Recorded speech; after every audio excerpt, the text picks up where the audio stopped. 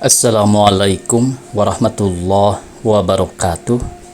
Pemirsa dimanapun saja Anda berada, selamat berjumpa kembali dengan channel YouTube Insan Dongeng. Pada kesempatan ini saya Bang Elgi akan melanjutkan roman klasik Anak dan Kemenakan bagian ke-17. Selamat mendengarkan. Oleh sebab kepala polisi tak dapat menanyai Siti Nurmala, diterimanya keterangan Dr. Aziz ini dan keterangan Baginda Mais.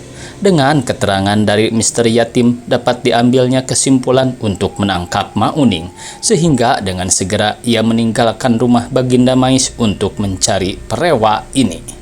Malam itu juga dapat ditangkapnya Mauning yang segera mengaku terus terang telah melakukan kejahatan itu atas diri Siti Nurmala karena hendak merampas perhiasannya. Sedang perhiasan itu hampir sekaliannya masih kedapatan padanya.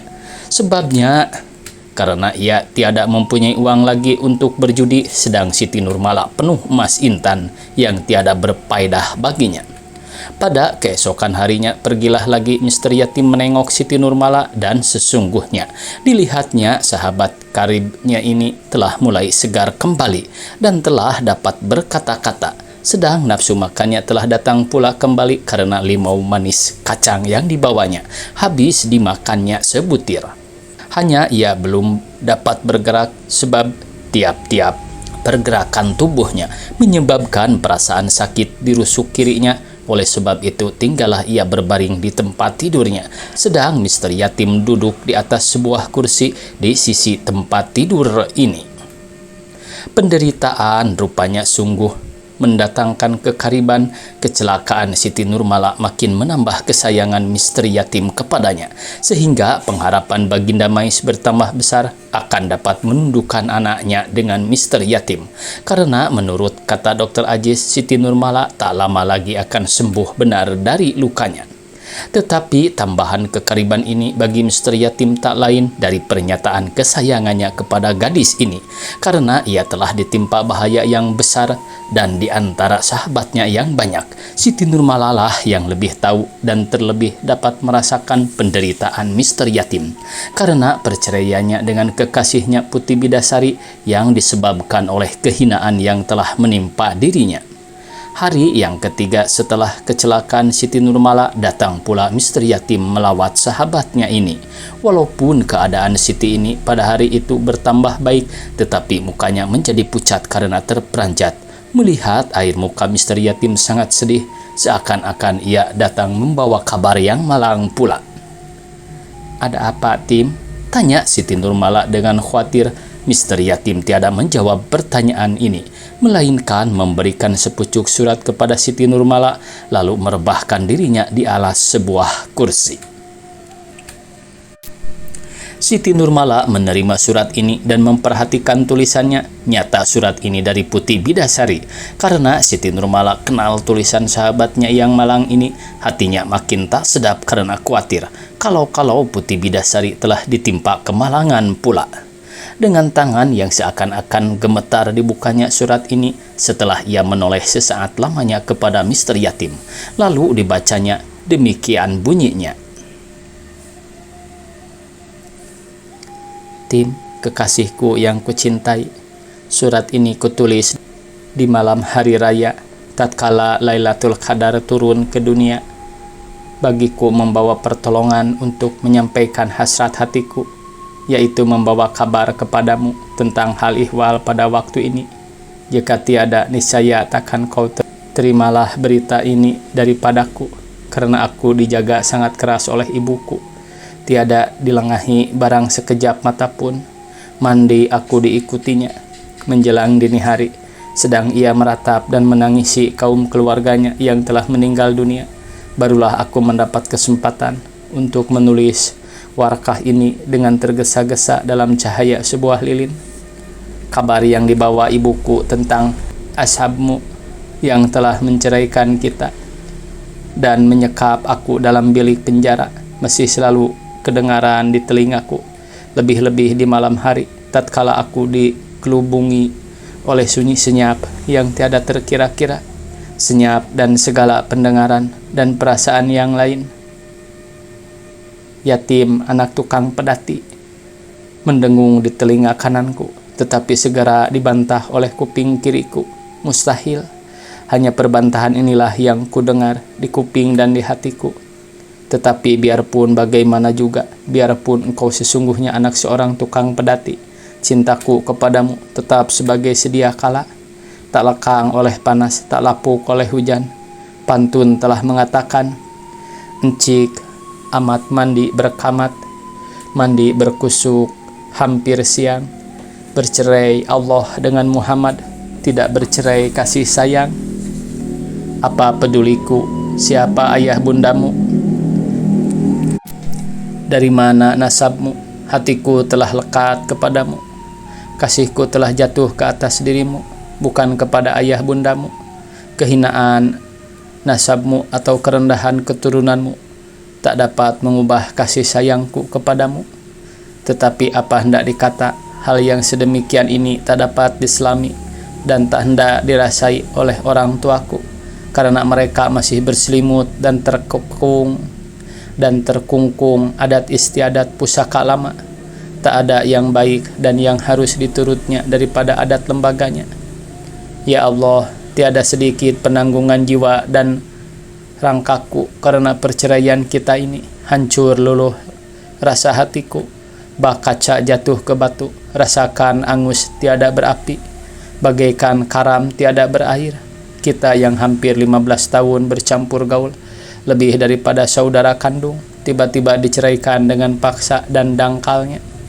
Adakah mungkin kita akan dapat bertemu kembali, Tim? Hanya Tuhan yang dapat mengetahui, tetapi doaku tak kunjung putus. Setiap hari, sebilang waktu, siang dan malam, supaya dipertemukannya juga kita kembali, dan disampaikannya juga sekalian cita-cita kita yang telah lama kita idamkan. Wahai Tim, setelah aku tak dapat lagi bertemu dengan engkau, disitulah baru berasa benar olehku betapa kasihku kepadamu, dan betapa sayangmu telah mengikat hati jantungku. Tak sekejap pun aku lupa kepadamu. Selalu engkau terbayang di ruang mataku, selalu engkau terlintas dalam hatiku. Siang menjadi buah tangis, malam menjadi buah mimpi bagiku. Makin jauh makin teringat, makin lenyap makin terbayang, hilang di mata, timbul di hati. Bagaimana aku takkan canggung, Tim? Bagaimana aku takkan risau? Dari kecil kita sepermainan dan seperumahan. Dapat dikatakan malam makan sepiring, tidur sebantal. Tiba-tiba sekarang kita dipisahkan. Rasa aku ditinggalkan mati. Rasakan bercerai selama-lamanya. Bercerai takkan bertemu kembali. Alangkah bengis kebangsawanan itu. Alangkah kejam adat pusaka lama kota Padang ini. Tiada menenggang hati orang, tiada mengindahkan perasaan jiwa. Barang siapa tiada menurut aturannya, tiada sesuai dengan adat istiadatnya, tiadalah dapat diterimanya, walaupun anak kandungnya sendiri sekalipun. Belanda berbenteng besi, Melayu berbenteng adat. Kata pepatahnya, memang benteng yang kuat adatnya itu, tak dapat dimasuki paham lain, aturan asing. Tetapi pula benteng yang tiada menaruh iba kasihan, rasa periksa, timbang, menimbang. Aku dengar ayahku berkata kepada ibuku, aku segera akan dikawinkan mereka dengan Sultan Malik, anak Putih Umi, dan kemenakan Sultan Pamenan. Astagfirullah, Sultan Malik, Tim, Sultan, rancak dilabuh, Sultan tak berani. Kemenakan Sultan tukang judi, laki-laki inilah yang akan menjadi suamiku, tuanku untuk selama-lamanya. Selagi ia suka memperhamba diriku, aku harus menurut segala perintahnya, segala keinginannya, sampai kepada yang keji sekalipun. Dengan tiada boleh membantah barang sedikit pun, aku harus menjadi arca permainan kesukaannya dalam rumah. Arca yang mati, yang tiada mempunyai kemauan dan keinginan hati sendiri, selain daripada kemauan dan keinginan tuannya. Dan apabila bosanlah ia kepadaku, bahkan belum bosan pun, jika telah diperintahkan oleh ibunya, niscaya dibuangnya lah aku, bagai ayan lebih penggunting, dan digantinya aku dengan perempuan lain yang suka diperbudak dan dipermain-mainkan ketinggian bangsanya. Aku tak percaya, Tim, bahwa kehidupan dalam neraka jahanam akan lebih sengsara daripada kehidupan suami istri antara aku dengan laki-laki yang sedemikian, yang menurut adat kebiasaannya segera akan menyia-nyiakan daku. Oleh sebab itu, jika sungguh terjadi perkawinan paksaan orang tuaku ini, ya aniaya ini dapat kukatakan, niscaya tiadalah engkau akan bertemu lagi dengan aku dalam dunia ini, melainkan di akhiratlah aku akan menanti kedatanganmu. Di sini tergenanglah air mata Siti Nurmala meleleh ke pipinya sehingga tak dapatlah diteruskannya membaca surat sahabatnya yang malang ini karena penglihatannya menjadi kabur. Setelah disapunya air matanya dan dileciknya hidungnya dengan setangannya, barulah dapat dibacanya pula surat putih bidasari yang sedih itu. Tim, tak adakah jalan untuk melepaskan aku dari belenggu ibuku ini dan dari bahaya yang mengancam diriku, sehingga dapatlah pula kita bercampur gaul sebagai sedia kala, dan dapat pula kita menyampaikan cita-cita kita yang telah sekian lama kita dendam dalam hati kita. Jika tak ada, marilah kita lari menghitamkan negeri Padang ini. Kalau perlu, untuk selama-lamanya barangkali di negeri orang dapat kita peroleh kesenangan yang tak dapat diberikan tanah tempat tumpah darah kita sendiri. Aku bersedia menurutkan engkau barang kemana engkau pergi, sampai ke laut api sekalipun. Tabuh hari raya yang menghimbau muslimin beridul fitri, mercon, takbir yang memperingatkan kita kepada kebesaran satu Syawal hanya dapat kudengar dari dalam penjaraku di rumah orang tuaku, karena penjara ini tiada melepaskan aku untuk ikut bersukaria dan beriang gembira pada hari yang raya ini, sebagai biasa kita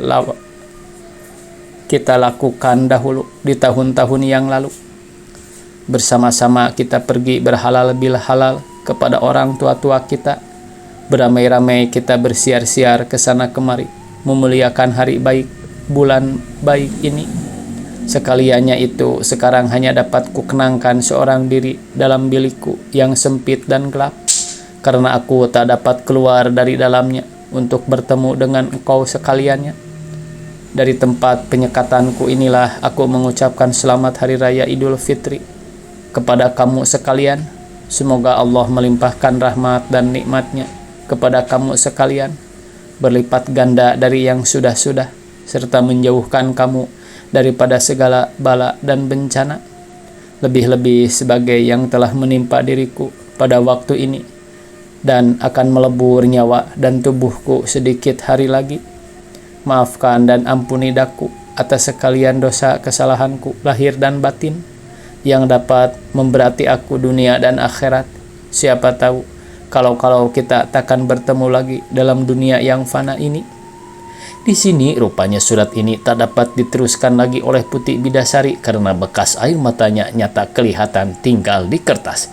Kesedihan yang tak dapat ditahannya telah melemahkan tangannya untuk meneruskan warkahnya yang diakhirinya dengan peluk, ciumku yang hasrat kepadamu, Nurmala, Ajis, dan sahabat kita yang lain-lain, dari adikmu yang menderita, Bidasari.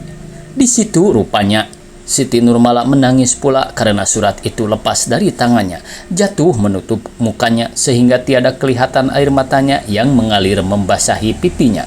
Lama keduanya tiada berkata-kata karena tak dapat mengeluarkan suara. Hanya tangan Siti Nurmala lah yang memegang tangan Mr. Yatim dengan eratnya.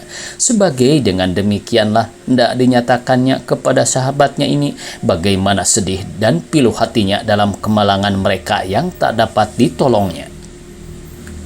Tatkala itu masuklah Dr. Ajis ke dalam bilik ini hendak mengobati Siti Nurmala setelah dilihatnya muka Mr. Yatim yang muram dan sedih itu, dan mata Siti Nurmala yang basah. Berdebarlah pula hatinya karena diketahuinya halnya dengan Siti Nurmala berhubungan rapat dengan hal Mr. Yatim dan Putih Bidasari. Oleh sebab itu tiadalah segera ditegurnya mereka, melainkan direnungnya beberapa lama, seakan-akan tak berani ia mengeluarkan perkataan. Siti Nurmala pun tiada pula berkata-kata, melainkan dengan berdiam diri diberikannya surat putih bidasari kepada Dokter Ajis. Lalu dibaca oleh dokter ini sampai habis, tetapi rupanya ia pun tiada berdaya pula dalam hal ini, karena ia pun berdiam diri sebagai tak tahu akal untuk menolong kedua sahabatnya yang malang ini. Setelah dipegangnya bahu Mr. Yatim beberapa lamanya, tanda ia pun sangat terharu oleh bencana ini. Berkatalah ia dengan sungguhnya, "Tim, bagaimanapun akan jadinya, Bidasari harus kita tolong. Hanya caranya lah yang harus kita pikirkan bersama-sama." Inilah yang mengusutkan pikiranku, Jis, karena kita bukannya berhadapan dengan kekunoan yang erat kuat saja, tetapi aku dengan keadaanku pada waktu ini tak dapat berbuat apa-apa dengan tiada membawa yang lain-lain. Tetapi Bidasari harus dilepaskan dari Sultan Malik, sahut Dokter Ajis kepada Mr. Yatim. Malam itu juga dibalaslah surat putih Bidasari ini oleh Mr. Yatim. Demikian bunyinya. "Bida, adikku yang kukasihi, suratmu telah kuterima dan kubaca bersama-sama dengan Nurmala dan Ajis, dengan air mata yang berhamburan karena sedih akan nasibmu yang malang itu, dan pilu akan untukku yang celaka ini. Geram aku akan diriku sendiri, karena sesudah aku tak berdaya untuk melepaskan engkau dari kesengsaraanmu. Aku telah menjadi seorang penakut yang hendak lari melepaskan diri sendiri, dan seakan-akan tiada hendak mengindahkan halmu lagi, karena aku telah meminta pindah dari padang ini untuk menghindarkan diriku dan dirimu, juga dari penghinaan bangsa kita karena turunanku yang rendah. Tetapi Bida, apakah lagi yang dapat ku perbuat dalam halku yang sedemikian ini? Aku memang bebas untuk meninggalkan kota Padang ini, tetapi bolehkah aku melarikan engkau dari sini seperti ajakanmu, dengan tiada menghinakan namamu dan nama orang tuaku, serta nama sejawat dan jabatanku?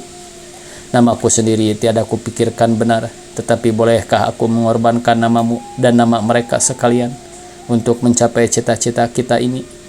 Bagaimanapun juga engkau tetap seorang bangsawan yang terikat pada kebangsawananmu. Lain daripada itu, inikah balasan yang dapat kuberikan kepada orang tuaku yang telah mengangkat dan mengasuh aku, seorang anak yang tersia-sia, sebagai anak kandungnya sendiri, dan membawa aku dengan beberapa kesusahan dan kerugian dari lembah kehinaan ke puncak kemuliaan. Ini sekadar saran dan alasan yang menyatakan bukannya engkau saja terikat, tapi aku pun ingin bebas. Jika dapat aku berbuat sekendak hatiku dengan tiada membawa-bawa orang lain, niscaya aku akan berpikir panjang lagi. Kusambar engkau, kugunggung, kubawa terbang, tetapi keinginan hatiku, kehinaan yang telah menimpa diriku, jangan dapat pula menyinggung engkau. Memadailah seorang daripada kita beroleh bencana ini, jangan berdua pula. Akan kepercayaanmu kepadaku dan kepada asalku yang baik, kuucapkan beribu-ribu terima kasih, karena inilah yang akan menjadi pelipur hatiku dalam kedukaanku yang amat besar ini.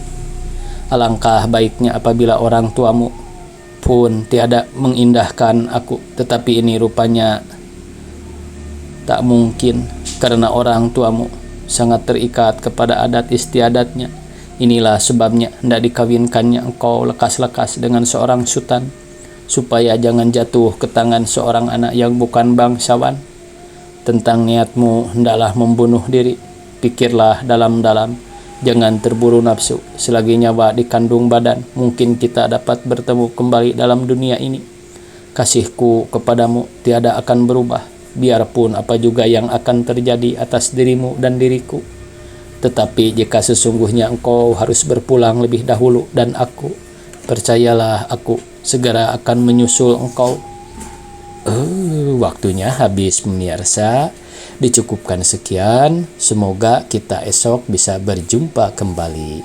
Billahi taufiq wal hidayah. Wassalamualaikum warahmatullahi wabarakatuh.